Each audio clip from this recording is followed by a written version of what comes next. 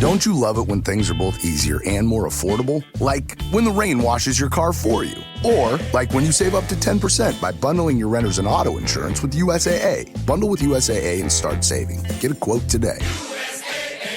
I still carry around a ton of guilt about not breastfeeding my daughter. She developed seizures out of the clear blue sky. And she had focal seizures, which were misdiagnosed as night terrors that progressed to a grand mal seizure over several hours. Pediatrician totally dismissed me. The emergency room got it wrong. Welcome to the No Guilt Mom podcast. I'm your host, Joanne Crone, with the lovely Brie Tucker. Yo, what's up? 2025! I'm still trying it out. I'm still You're still trying it out. Here we are in March, still trying it out. If you want to give Brie some feedback on her intro, remember, you could come to the No Guilt Mom podcast Facebook group. Yes! Come join us in there. Let us know how it's going. If you have any ideas, if you want Brie to do a special shout out for you, like tell her some shout outs to do, and then you can listen to an episode later on. Oh, I Audience want to be engagement, Brie. Yes. Yeah. Okay, join our podcast group. It's in Facebook. It's public. You can find it real easy, but we also have a link in the show notes. And then tell me what you want me to say. It'll be like the movie phone guy. You know, That'll be the movie phone guy. Yeah. In a world where everything has gone black. And then if you give Brie any song lyrics, there will be extended singing on the podcast. Absolutely. Yes. Absolutely. Well, today we have such a fantastic episode for you all. We always here at No Guilt Mom talk about the need for unicorn time based on Eve Rodsky and her unicorn space. But it's that time that you pursue a passion that is all yours, something that fulfills your larger purpose. And I feel like the woman that we have today has pursued her passion, turned it into a business even, and is extremely successful at it. So I need to introduce her. Her name is Lisa Myers. She's the founder and CEO of Ceres Chill. She struggled to breastfeed and pump successfully while working, which prompted her to create Ceres Chill, which is a patented breast milk chiller thermos. And oh my gosh, could I have used this? And leave her job as an equity partner at an international law firm. She then became a breastfeeding advocate and has been featured on NBC and Motherly, to name a few, and now tries to manage the throes of raising 2 kids while running a growing company. And we hope you enjoy our conversation with Lisa. You want mom life to be easier. That's our goal too. Our mission is to raise more self-sufficient and independent kids, and we're going to have fun doing it. We're going to help you delegate and step back. Each episode will tackle strategies for positive discipline, making our kids more responsible and making our lives better in the process. Welcome to the No Guilt Mom podcast.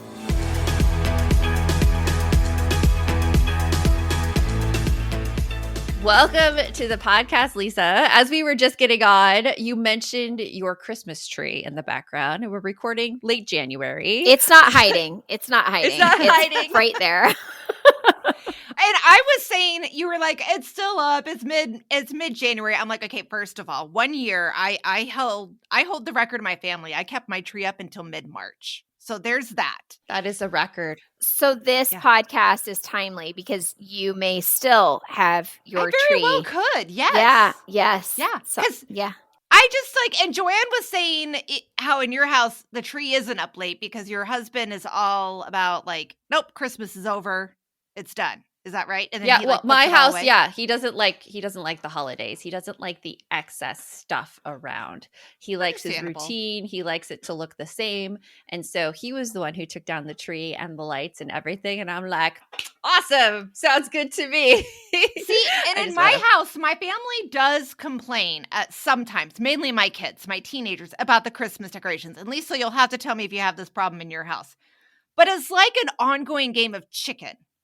Everybody just stares at it and is like, if I stare long enough, someone else is going to get up and do it. See, it hasn't happened yet. This is the thing, like Joanne talking about her husband and the game of chicken. It's like these guys who are just like, it's cluttering up my space. I'm going to get it down. When I stare at it, Brie, it is for those handful, and I mean very brief moments in the pre-dawn and post sunset hours where I am either sipping tea or a glass of wine, and I am just basking in the glow of the nothingness and the gentle light of the tree. So, I stare at it, but it's not really a game of chicken. It's more like the little bit of solitude I have where I can, Well, in my game of chicken, it's that nobody else will put it away. We're all waiting to see who's going to get up and do it first. And so I don't know. Maybe I should let this go.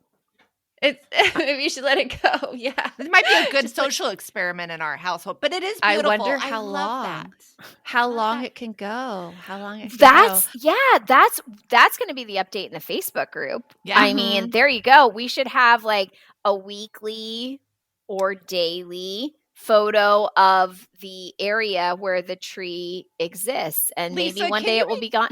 Can you become our content coordinator, at least for me? Like, Joe, I'm not great at that. I'm like, there's a story right there. And it's real low pressure, Bree. It's just a cell phone snapshot from the couch where I would be sipping my tea or my wine. I'd be like, look, it's March 18th and I am enjoying the gentle glow of the Christmas tree. Or you could do those proof of life photos where you hold up the date of something and you're like, the newspaper, hold up the cell phone. Yeah. I was going to say, like, it's hard to find a newspaper these days. It would be the cell phone, the lock screen. You'd be like, hey, give me your phone. And you hold up the lock screen right there where it says the date. And then you can be like, yeah, it'd be great. The modern proof of life. Yes. Exactly. Well, Lisa, I'm excited to talk with you about your company and how you created it, because when I was researching you and found that this was a breast milk chiller thermos, I'm like, oh my gosh, how many women can benefit from this? Because small correction, Joanne, real quick. It's actually a wine chiller that you can use to keep breast milk and formula safe. You can chill an entire bottle of wine in less than 20 minutes without diluting it. What? Or wait, that is okay. Wait a minute, Lisa. You are the epitome of a mom inventor, because a mom would never create something that can only have one use. Oh no, you can use it for coffee, tea, a bottle warmer, entire bottle of wine chiller, and if you need to pump directly into it, feed your baby directly from it, you can also chill formula and breast milk.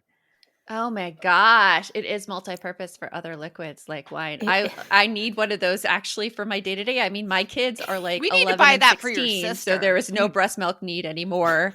But we need to buy it for your sister who just had a baby. She's not breastfeeding, unfortunately. There was a latch problem. So it works with formula. Formula, wine, coffee. Joanne, I feel like I'm not doing a good job, that you're not hearing me and the ads are not everything.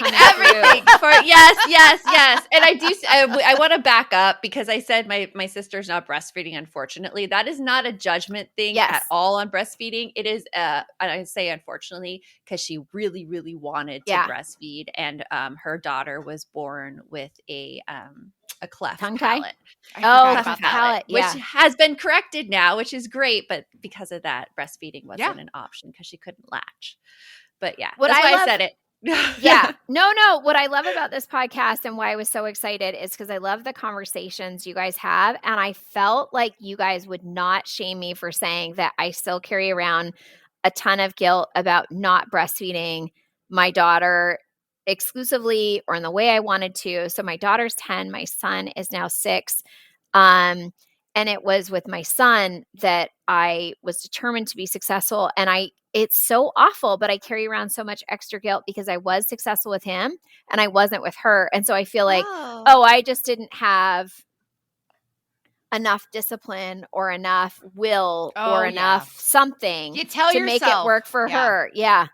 But I will say, on the topic of guilt, not to get too excited and interrupt, but this is like maybe something that will be helpful to other parents. So the twisted things that moms do to themselves, and I am double guilty of it in so many ways, is you always, I think, in good and bad ways. So as a CEO, I always look to myself, like how is how I'm showing up in the world not having the impact that I want? Like, how can I do better for my team or for moms all over the world? Like, what is it that I'm doing? Because if you just push it off on somebody else, it's really hard to solve the problem. If you take responsibility for it, you can come from a place of like, so what's next? How do I solve this? But with moms, it can be destructive, which is why you guys have the podcast.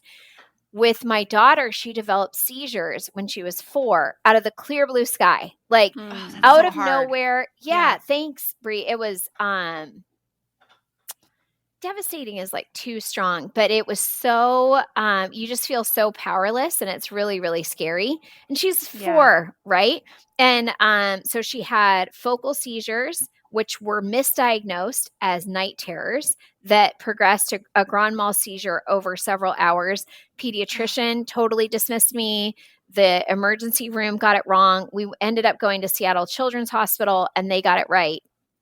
But no history of seizures in our family whatsoever. Nothing to indicate this would happen. And here I am holding this tiny 3-month-old baby at my daughter's bedside at Seattle Children's. And I'm like, okay, so what about this guy? Like, what's going on? And they did, MRI, she didn't have a brain tumor. Thankfully, medication worked. And they're like, oh no, like not him. Like there's no history. This just happens. Like it's totally random. So of course, and this story will be quick, I swear. Mom guilt kicks in. I'm like, it's because I didn't breastfeed her. That's what it is. It's like she was not sleeping well. She was, struggling with her dad being gone because he was deployed, like all these things. I'm like, it was like, she wasn't, you just look for reasons and like how you could solve it. And I'm like, well, it was probably all that formula I forced down her throat. Well, it's so interesting you say this though, Lisa, because I had a similar thing to you. Like I did not breastfeed my daughter. I made it to maybe a month and I could not take it. Like the latch was painful, everything. I switched to formula, to which I think was the best decision of my entire life because I slept. My husband could take over feedings and all that. With my son, I wanted to try it again. I wasn't working with him. I took a year off of my teaching job at the time. And I had a group around me because I went to Bradley childbirth classes, even though he ended up being a C-section because he was breech. And so I had these group of women who we were all breastfeeding at the same time. And they were the ones who actually were able to keep me going because I had someone like I could talk with my struggles with and all sorts of things. My daughter, now 16, really pretty healthy. Never had much of an issue. My son, we've had a hospital visit with. We've had like all of these things. And he was the breastfed one. He was the one I like put everything into. And so it's like, it's the stories we tell ourselves as moms is like what. And so then I'm like, well, what if I gave him my anxiety? And what if I gave him all of this and my trouble because I gave him all the breast milk and I should have like gave him the formula instead where he didn't have this. Yeah. So like, anyway, you work it. We're always at fault. So my son ended up having seizures at 4, the exact same timeline, and they never saw it coming. And that little stinker, I breastfed him through COVID. I have an entire company built around breastfeeding. He is the inspiration. He's the prince of breastfeeding empire, and seizures, same timeline. They have no idea. There's no genetic history, nothing. So So Brie, did you have anything that you like between your 2 kids? You're like, Brie has the a lot of breastfeeding stuff. thing. Oh, I do. Actually, I am just holding all my little stories right here, and I am going to pluck them out of Brie's brain right after this break. I can say to my new Samsung Galaxy S25 Ultra, hey, find a keto-friendly restaurant nearby and text it to Beth and Steve. And it does without me lifting a finger, so I can get in more squats anywhere I can. 1, 2, 3. Will that be cash or credit? Credit. 4. Galaxy S25 Ultra, the AI companion that does the heavy lifting so you can do you. Get yours at Samsung.com. Compatible with select apps. Requires Google Gemini account. Results may vary based on input. Check responses for accuracy.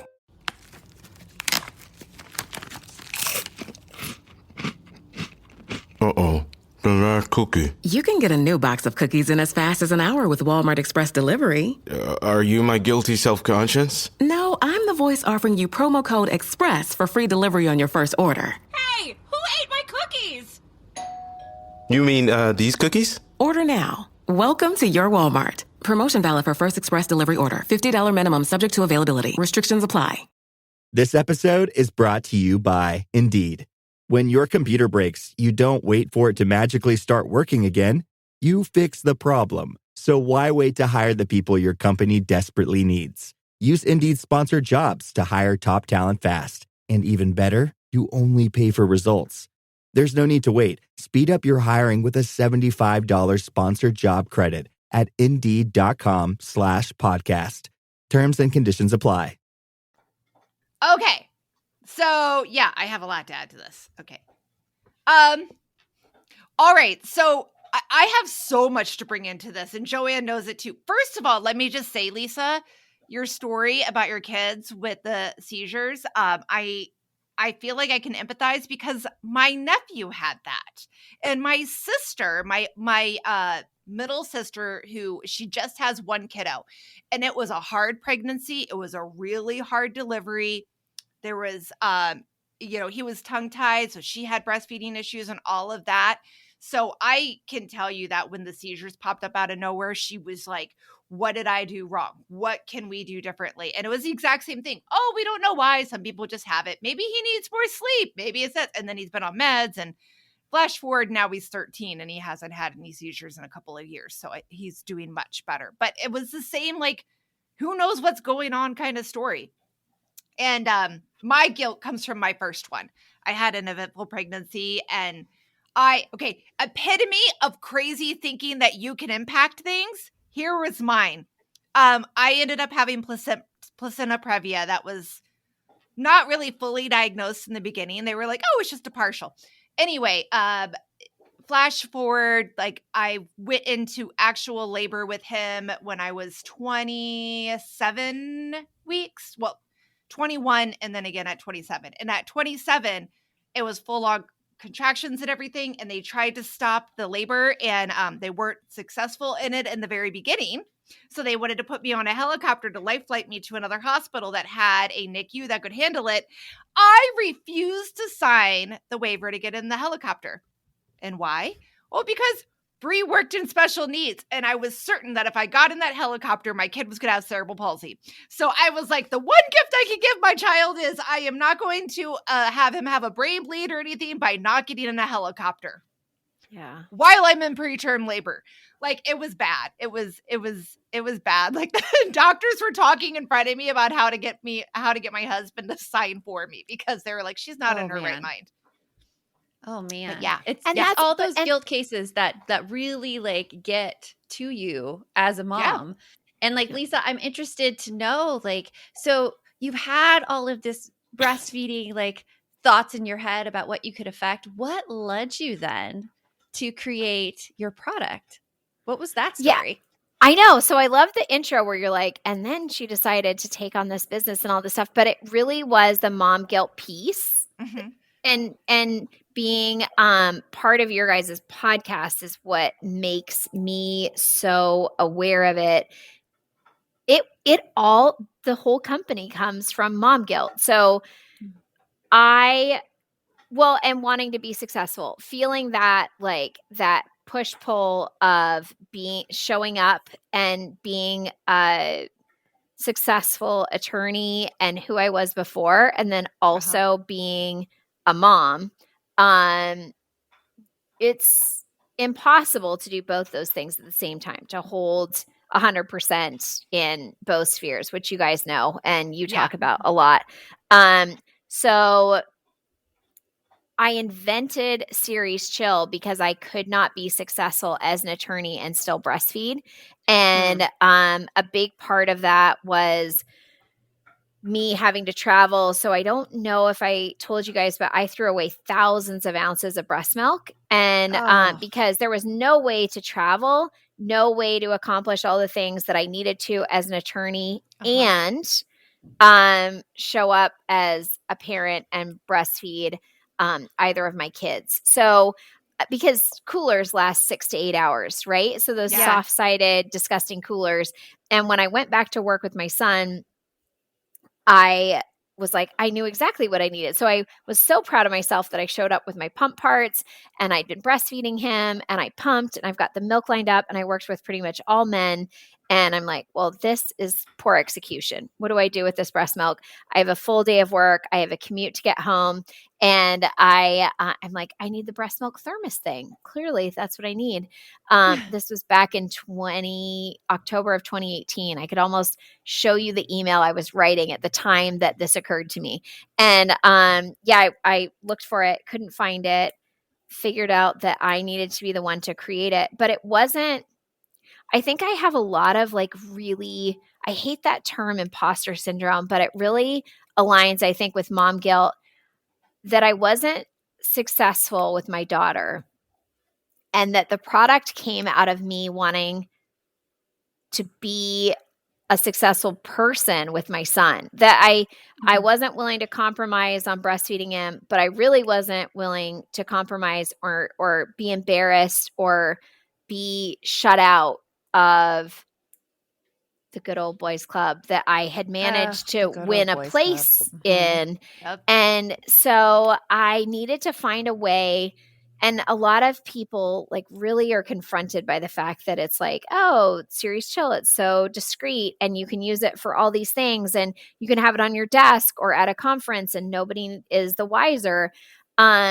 It's not to say anybody should be embarrassed about breastfeeding or about their priorities as a breastfeeding parent, but it's just not always something you want to lead with, right? It's not necessarily like the first thing you want people to see, like those guys to be like, oh, wow, you're actively lactating. That milk came from your breasts. Right. Yeah, the guys would do. Little awkward. I'm gonna leave until you're done with your whole lactation situation. That how many months are we talking? So it's funny. So I'm really proud of the company.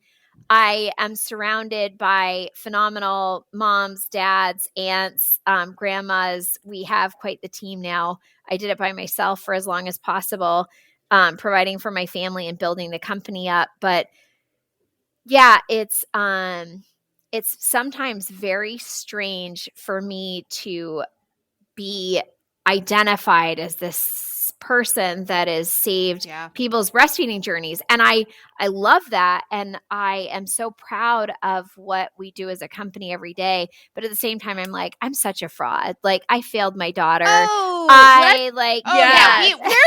much to unpack that you've been saying. Yes. And we're like, out of the love for allowing you to get it all out, we have desperate things that we want to add of saying, tell your Bob to go shove it. Well, Bob in your head is not being fair. Lisa, isn't he? I want to dig into your imposter syndrome too, because I think so many women experience that. And we're going to do that right after this. Imagine what's possible when learning doesn't get in the way of life. At Capella University, our game-changing FlexPath learning format lets you set your own deadlines so you can learn at a time and pace that works for you. It's an education you can tailor to your schedule. That means you don't have to put your life on hold to pursue your professional goals. Instead, enjoy learning your way and earn your degree without missing a beat. A different future is closer than you think with Capella University. Learn more at capella.edu. Last week was our first playoff game, and my plaque psoriasis was so itchy under all my gear. Sometimes just thinking about scratching could take me out of the moment. And then my doctor told me I could get clearer skin with a pill called Otezla. Otezla apremilast is a prescription medicine used to treat adult patients with plaque psoriasis for whom phototherapy or systemic therapy is appropriate. Otezla can help you get clearer skin after just 4 months. Okay, ready for the next game. Talking to my doctor about a pill was a total game changer. Don't use Otezla if you're allergic to it. Get medical help right away if you have trouble breathing or swallowing, swelling of the face, lips, tongue, throat, or arms. Severe diarrhea, nausea or vomiting, depression, suicidal thoughts, or weight loss can happen. Tell your doctor if any of these occur and if you have a history of depression or suicidal thoughts. Live in the moment. Ask your doctor about Otezla. Call 1-844-4-OTEZLA or visit Otezla.com for prescribing info about cost, and more. Business taxes. Was stressing about all the time and all the money you spent on your taxes. This is my bill? Now Business Taxes is a TurboTax small business expert who does your taxes for you and offers year-round advice at no additional cost, so you can keep more money in your business. Now this is taxes. Intuit TurboTax. Get an expert now on turbotax.com/business. Only available with TurboTax Live full service. So, Lisa, you're talking a lot about your imposter syndrome, and you say you hate the word, but I think it really, really describes a lot of what moms are thinking. Like, I think the same thing about myself. I was just sharing this morning how, like, I got this person to say yes to be on our podcast, and then I'm like, oh, she's only said yes because she's being nice to me. She really doesn't want to do it, and then she won't follow up, and then she won't book, and then she won't. Like, all of these things we could go into that really prevent us from doing the things we need to do. So, like, I was wondering, like, since you had this imposter syndrome, did you also have this imposter syndrome in that you could create a product to help with this, or was that kind of non-existent? Yeah, no, I think for sure. And what I would love for everyone who's listening to take away is that you can be a very real person with a ton of mom guilt or imposter syndrome or whatever it is whatever label we want to assign to it. You can be all of those things and still end up on the other side of it with, I would say, 2 incredibly healthy, happy kids and a business that helps parents all over the world. So, yes, I would say 100%. What I think I have in spades is I grew up on a farm and with only brothers, like very isolated, like no little girlfriends running around to like hang out and play dolls with. I was just trying to keep up with my parents and my chores and my brothers. And then in college, I was on a men's team. I was a coxswain for the men's crew team. Oh, cool. Yeah. And then when I was in politics and government, and I went to law school late, and then I ended up in the DA's office in Philadelphia as a prosecutor, and then in an international firm with a bunch of guys. Like, it was a department that was pretty much all like cowboys, like real great like trial gunslingers. And I'm feeling like a slacker right now. I gotta tell you, man. No. I'm like, woo! That's like, a lot. You guys create such a great community and good energy. And I think that's what it is I definitely was like, not totally fake it till you make it, but it was like you had to front a certain way. Like, guys do a great job of being like, I don't think you know all the shit I got done in the last couple hours, but they do a great job of that. Yeah. But if I don't tell you, who will, right? Yeah. And that's the truth. And women are terrible about it. I will say, I love your guys' podcast and the community you've created. Women have a hard time bragging about themselves, and society has a really hard time hearing women brag about themselves. So what works really well is having someone, whether it's another woman or another guy, be like, oh my gosh, I don't know if you've met Lisa Myers, but she's such a badass. Like, you have no idea the things she's accomplished. Like, let me give you a real quick rundown. And then that person's like, wow, Lisa, that's insane. That's so great. I'd love to hear more about that. And you're like, yeah, I mean, Phil's such a great guy to say it. He's done a lot too. And then all of a sudden you're having this conversation about everything you've accomplished. But if I walked up and I'm like, I don't think you understand what a big deal I am, they're like, I have mini leather books. My apartment smells of rich mahogany. I smoke cigars every evening. You bring up such a good point, because I have seen that too, Lisa, in that you can't really talk about the like bragging things that you've done without other people being like, oh, how nice for you. She's such a show off. She's such a show. Basically, you know what? I've had to have ChatGPT write my bio because I can't brag about myself. But if ChatGPT and I was Bree will write it. She knows that. Like, I was actually just like impressed that ChatGPT knew who I was. I was like, oh my God. Yes. But you talk about like this imposter syndrome, how you need to have other people really, I don't want to say this word, but it's like legitimize you as a woman.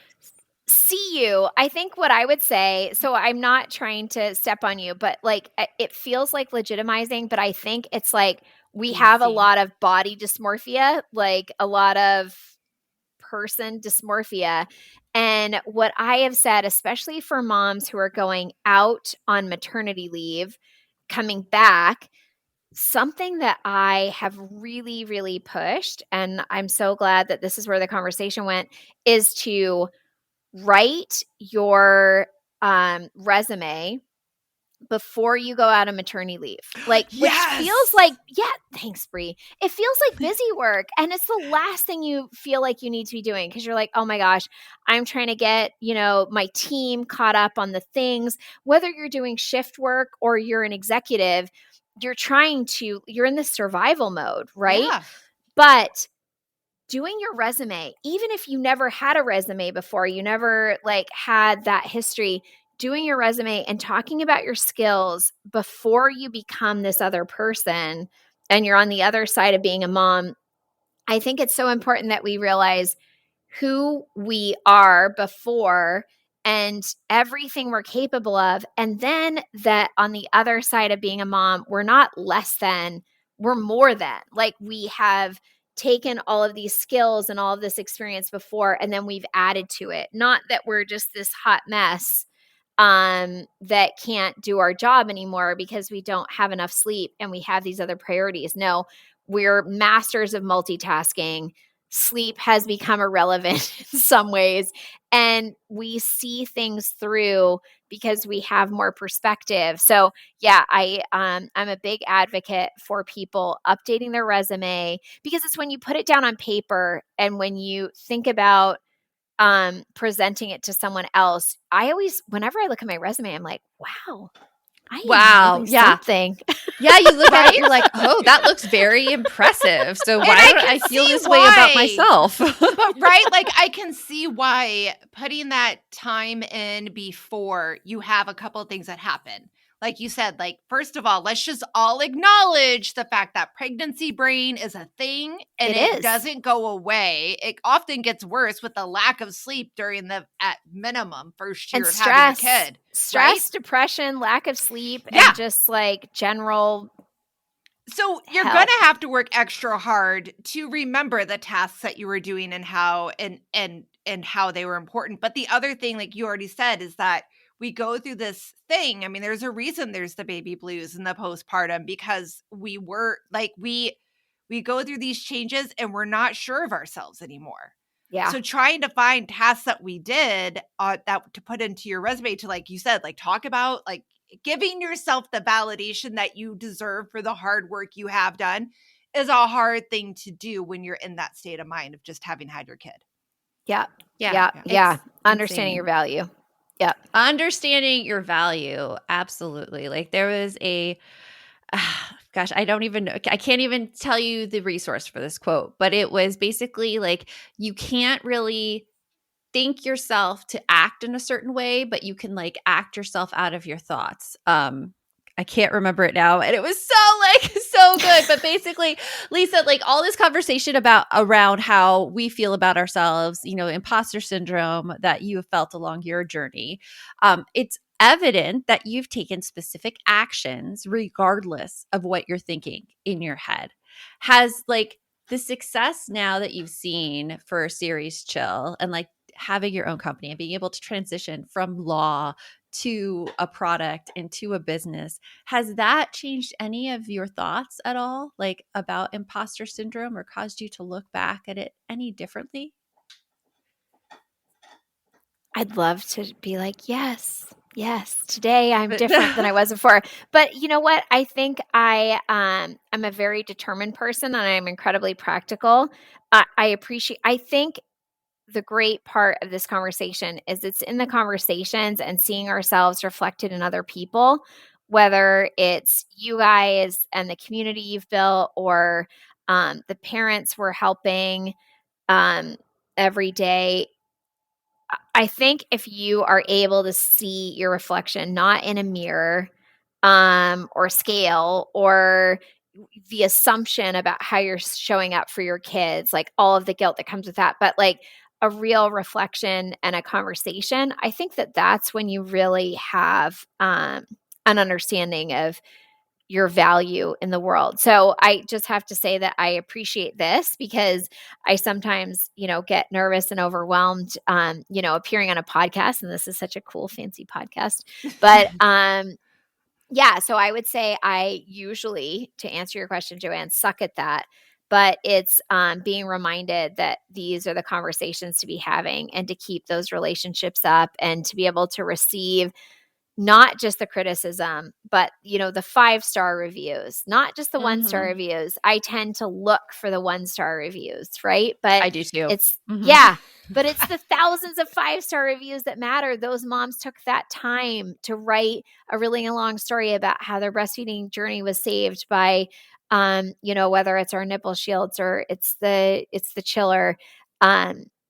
Those should matter more than, somebody saying that you're really nice or you look really good today should matter a lot more than like, you sloppy woman that cut me off in traffic. Yeah. It's like, what? You don't even know me. Like, you're having a bad day. Like, that shouldn't be what I hold on to for the next year. So I don't know if that answered your question, but no, I'm not good at it, but keep trucking.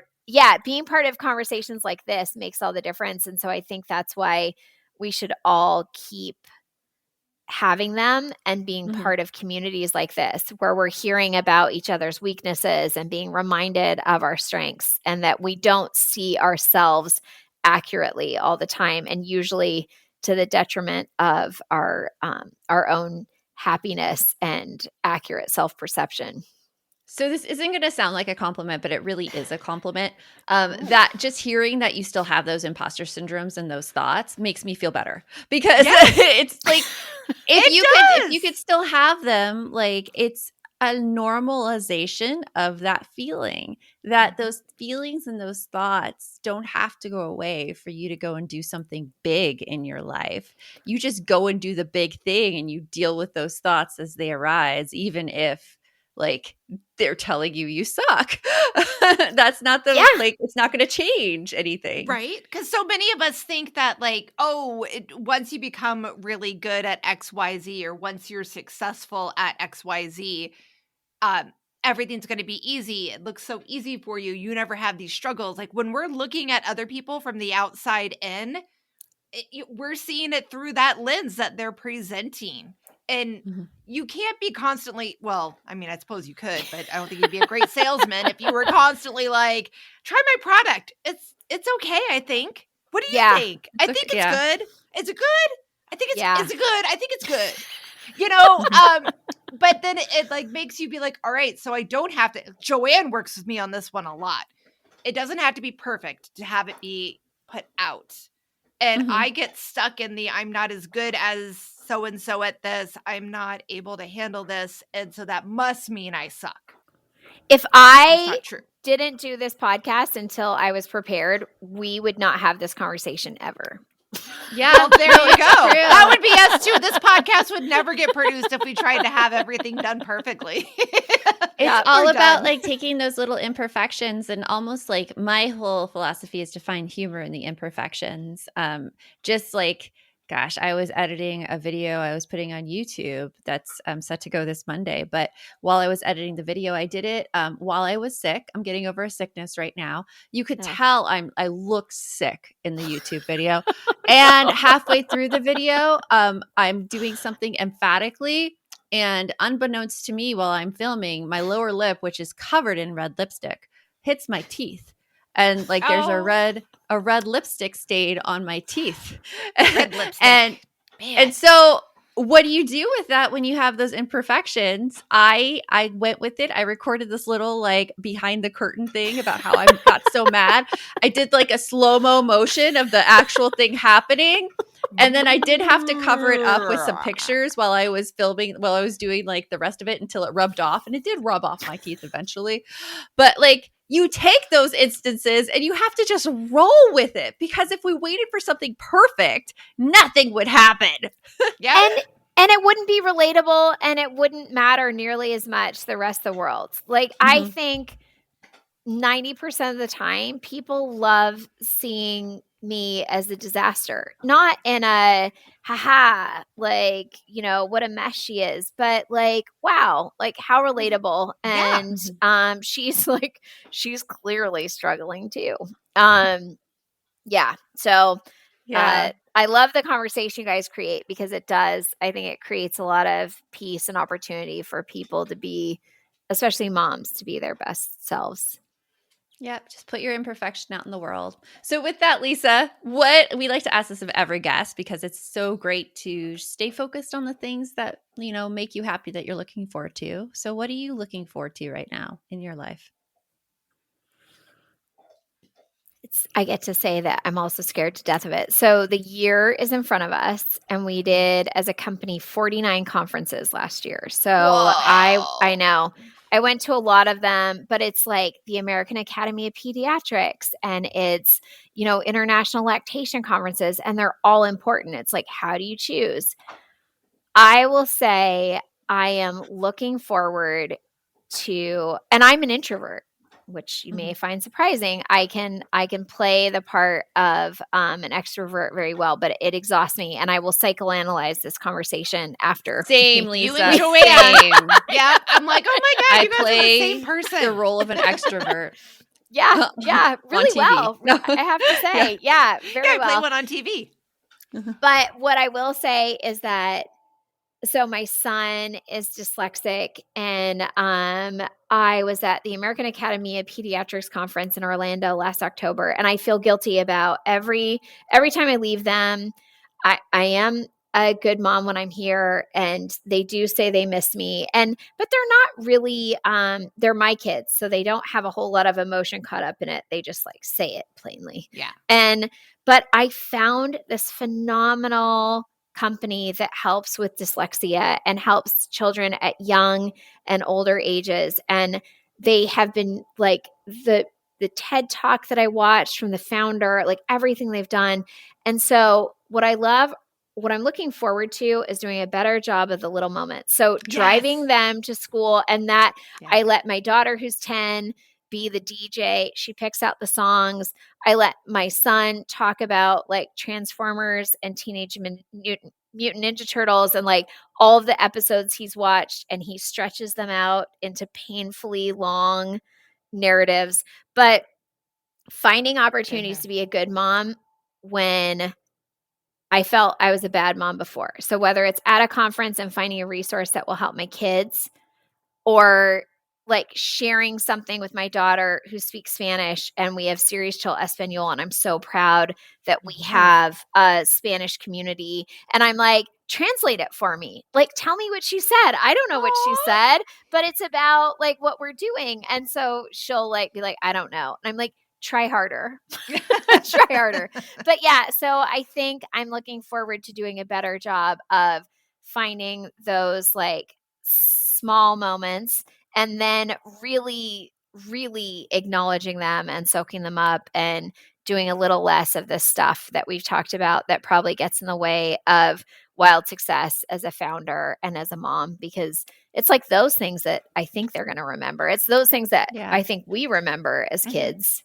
They definitely do. They do. Well, Lisa, it has been wonderful talking with you all about the mom guilt, the imposter syndrome, and your fabulous, fabulous product, Ceres Chill. And we'll talk to you soon. I absolutely loved getting to talk to Lisa, and I cannot wait. Like, the whole time she's talking, I'm like, oh my God, you and Joanne are so similar, and that would make. But wait. But that brings her into our little triangle of friendship, whereas like I love her. She's so awesome, and probably because she reminds me a lot of you. I like how this. Till next time, remember, the best mom's a happy mom. Take care of you. We'll talk to you later. Thanks for stopping by. If you'd like to support the show further, you can share episodes with your loved ones, leave a positive review, or follow us on social media at No Guilt Mom. You can also show your love by visiting our amazing podcast sponsors. We have a link in the show notes. Are you a parent in need of a laugh and a little escape? Look no further. Parenting is a Joke is the podcast you've been waiting for. Hey, I'm Ophira Eisenberg. I'm a stand-up comic and parent. And each week I chat with one of my top comedian pals who, just like you, are juggling careers, busy lives and schedules, and raising a family. You can expect candid stories, hilarious mishaps that happen on stage and at home, and just a lot of laughs. There's no expert advice here. Well, actually, sometimes a good idea does sneak its way in, but mostly just pure, relatable fun to remind you that we're all in this parenting adventure together. New episodes of Parenting is a Joke drop every Tuesday, so tune in, get ready to laugh, unwind, and maybe even feel a little bit better about your own parenting. Because sometimes that's exactly what your therapist, pediatrician, and bartender ordered. Subscribe now on your favorite podcast platform.